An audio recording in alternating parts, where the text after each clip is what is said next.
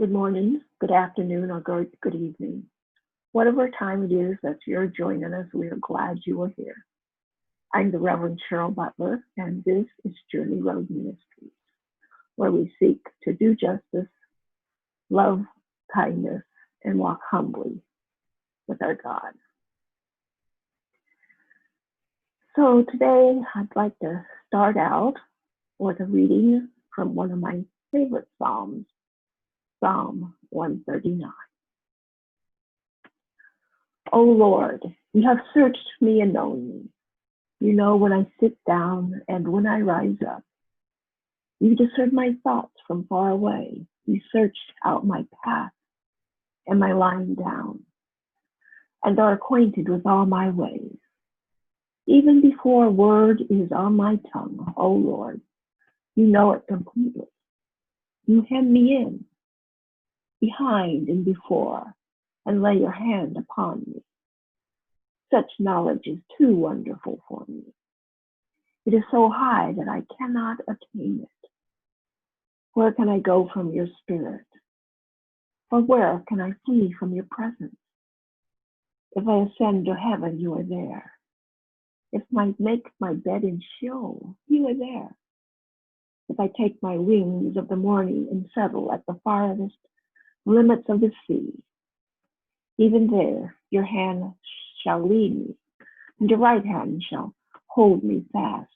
If I say, surely the darkness shall cover me, and the light around me become night, even the darkness is not dark to you.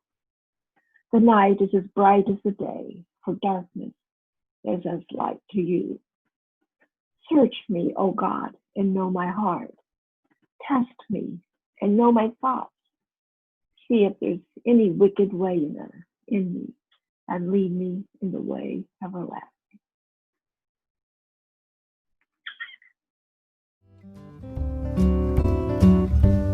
I am weak, but thou art strong.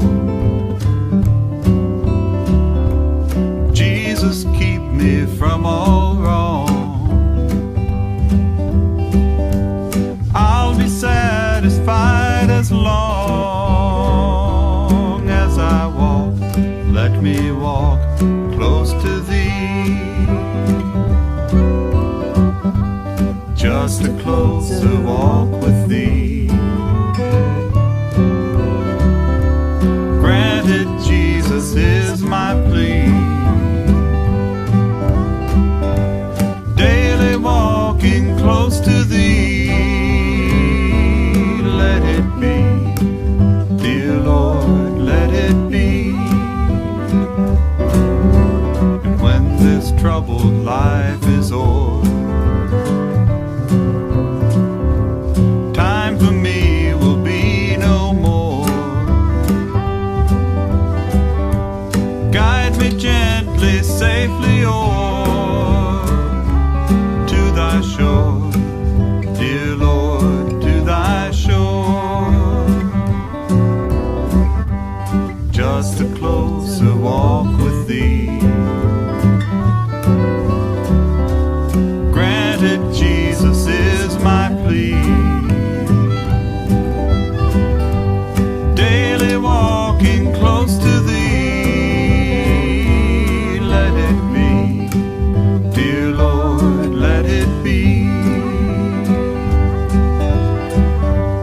Daily walking close to thee. Let it be, dear Lord, let it be.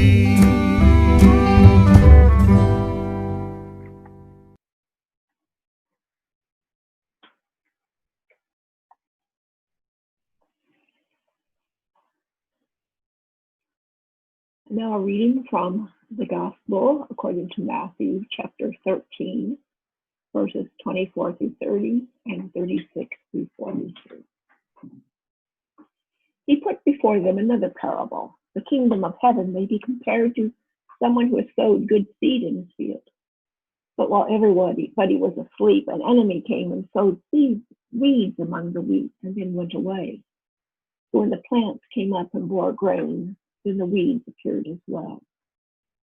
And the slaves of the householder came and said to him, Master, did you not sow good seed in your field? Where then did these weeds come from? He answered, An enemy has done this. The slave said to him, Then do you want us to go and gather them? But he replied, No.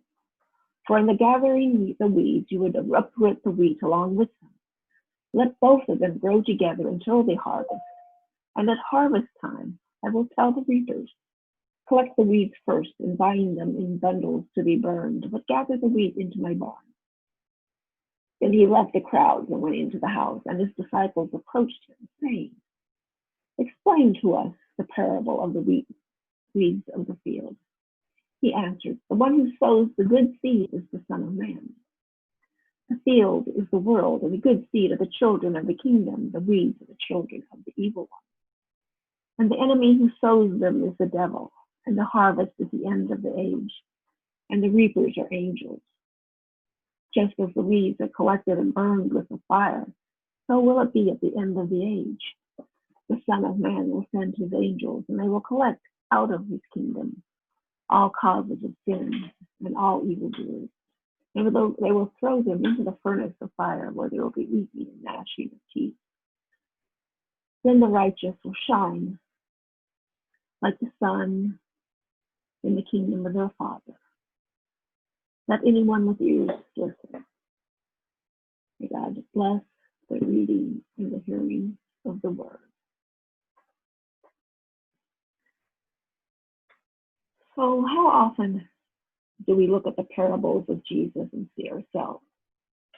That is, we see ourselves the way we want to be, the way we wish we could be. If we look at the parable of the sower, we see ourselves as the good soil.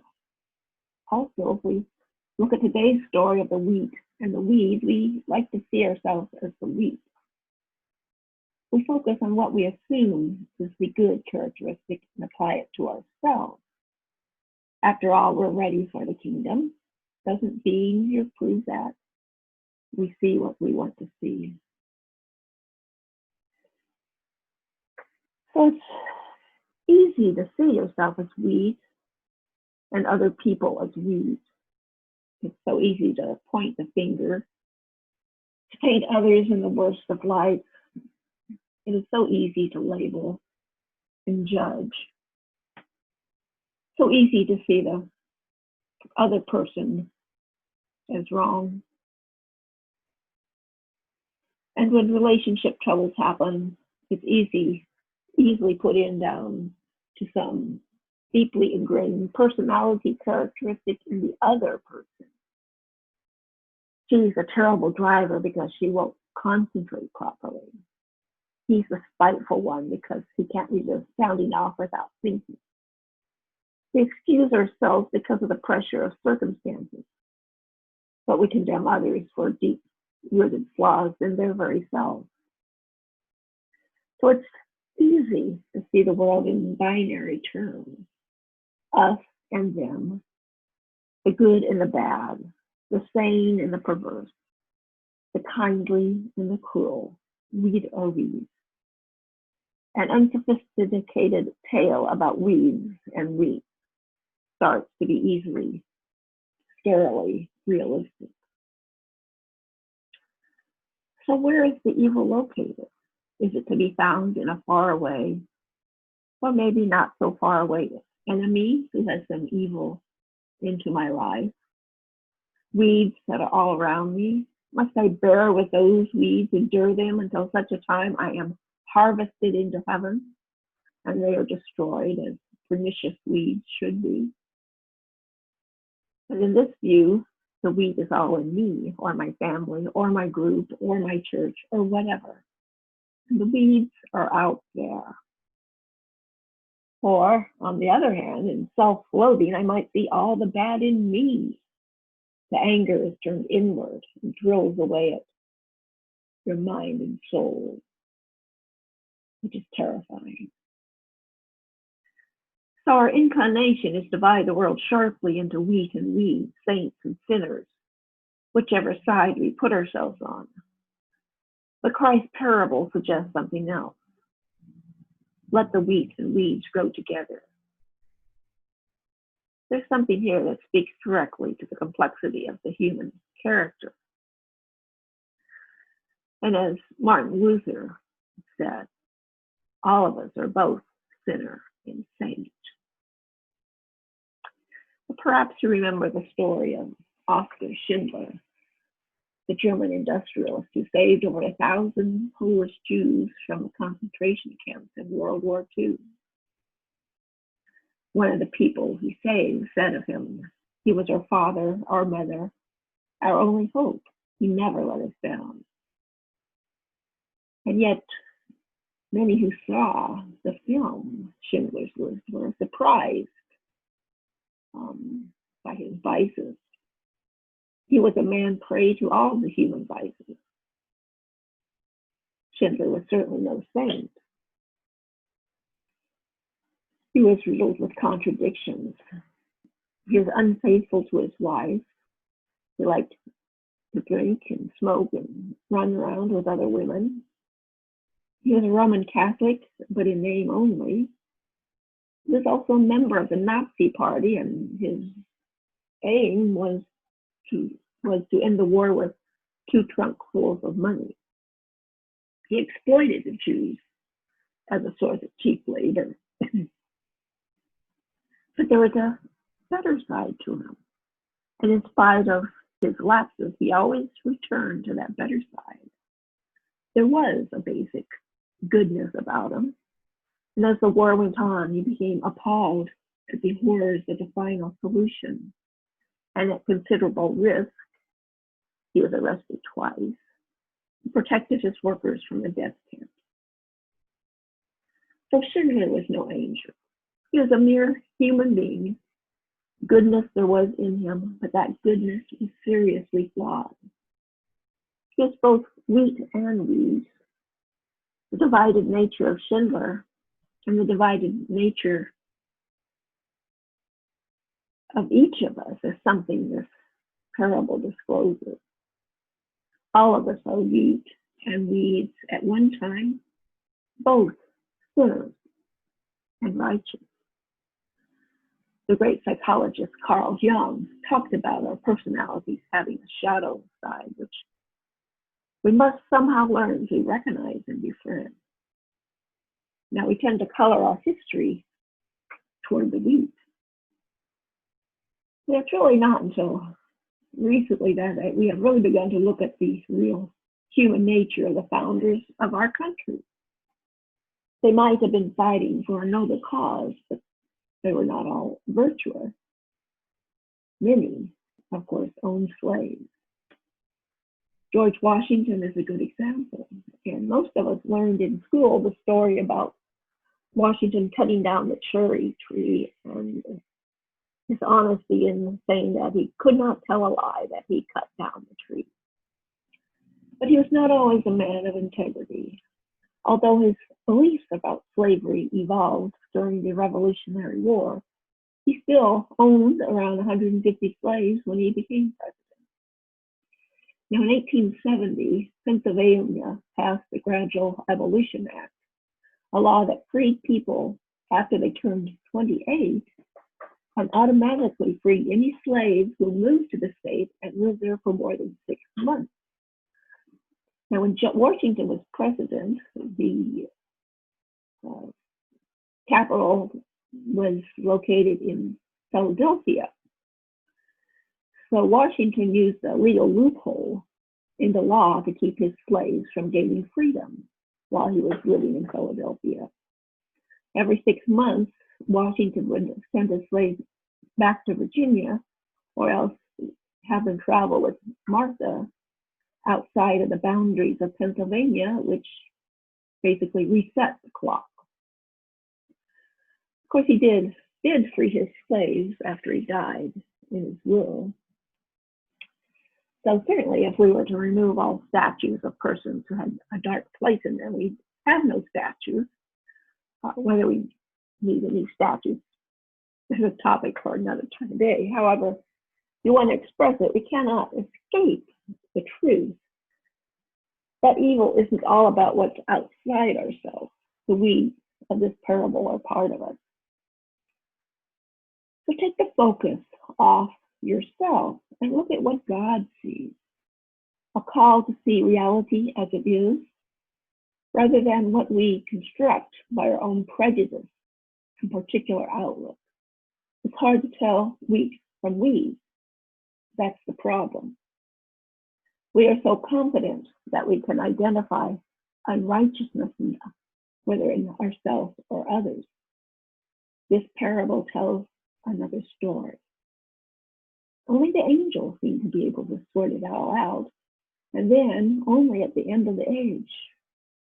We may not be the best of what is good or evil, either in ourselves or in others.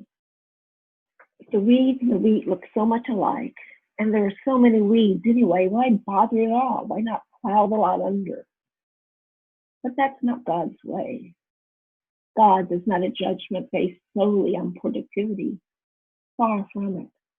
God creates out of love and for love. God enters the field. God becomes wheat with us and for us, enduring the struggles, the pain, the vexation of the weeds, the weediness of the weeds, and enduring the harvest too, so that we may know how life is redeemed, how harm and sin is overcome, the tangle of wheat and weeds separated, and good grain turned to new life. Amen. But one thing to remember as we go out to be in the world, and here at Trinity Road, where we seek to do justice, love kindness, and walk humbly with our God, we need to remember the kindness. While we're fighting for justice, and oftentimes kindness is also interpreted as mercy. And it was Thomas Aquinas that said, justice without mercy is cruelty. So let us practice kindness this week, especially towards those whom we might judge harshly. Because even though we are seeing the weeds in them, we know there are also the weeds. May our kindness, may our mercy help bring and separate the wheat out from the weeds. May you go in peace.